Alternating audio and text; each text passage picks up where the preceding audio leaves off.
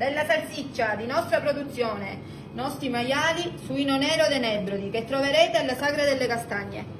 Viene tutta tagliata a punta di coltello, c'è del finocchietto, del pepe nero, del nostro vino e un pochettino di sale. Come la possiamo gustare in occasione della Sagra della Castagna e poi come la possiamo gustare nelle altre giornate? O sulla brace o in padella, a forno. Io per esempio la gusto anche cruda così, che è buonissima. A me piace tantissimo. Se volete assaggiare, genuino.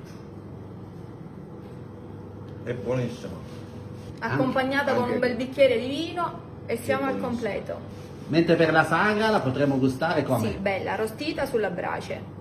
Nel panino con un po' di cipolla, ketchup, maionese.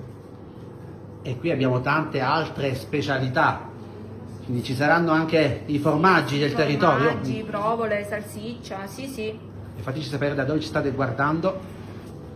Ma quanto pesa questa provola? Questa ha un 3,5 kg È stagionata? stagionata. Sì, sì.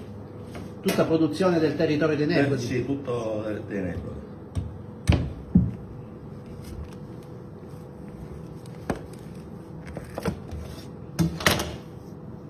Bella prova la sfoglia.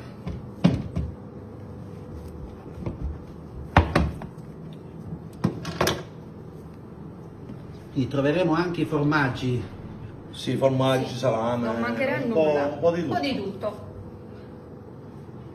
Allora, rinnoviamo l'invito a San Salvatore di Fitalia. Vi aspettiamo il 16 e il 17 per la Sagra delle Castagne, da gustare i nostri prodotti.